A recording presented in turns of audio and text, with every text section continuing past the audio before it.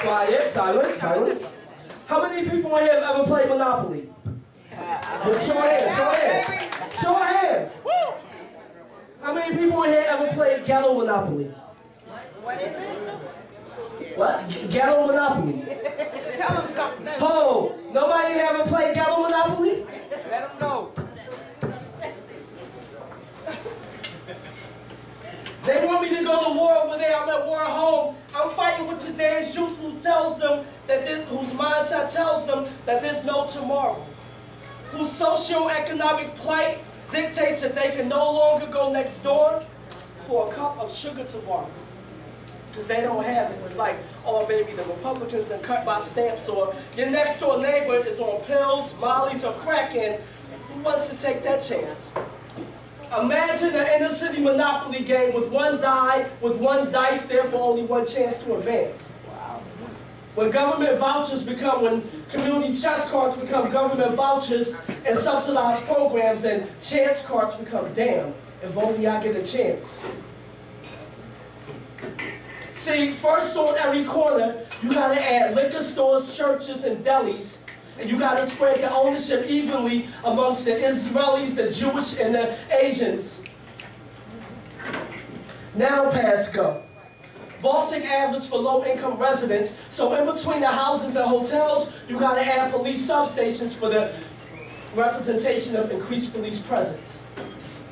As you cross to Chinatown, which is on the other side of the tracks, and you can watch how they monopolize their community, but there's no racism in commerce, so green money can be black.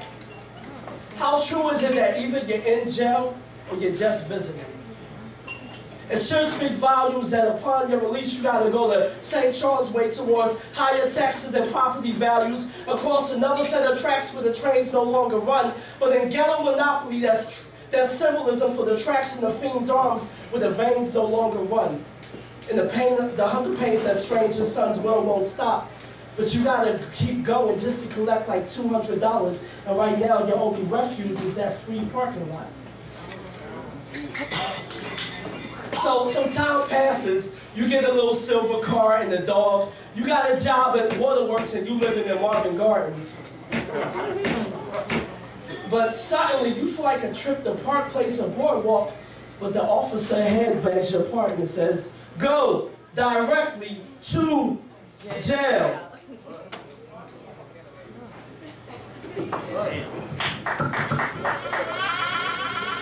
Or better yet, never let your mind leave society's environmental prism. Hopefully my wisdom inspires prism-like beams of light that traject through broken homes, spirits, and projects. If I'm not part of the solution, then I digress. This not that Sharpton Jackson soapbox speech with played out cliches like hope has reach. The Ashanti tribe says that when you pray, move your feet. I say that evolution is part of the revolution, so watch TV. How else can it be that everything that's wrong with society gets blamed on our race and music? It's funny how the American media conducts these orchestrations this way, because they're afraid to face the music. I'm not the type to have nothing to do with something I have nothing to do with. I'm here to pave the way. That's why I do this. I'm here until Fox, Murdoch, and O'Reilly are no longer factors, and our role models go back to being fathers, mothers, and teachers instead of rappers, athletes, and actors. So, roll the die.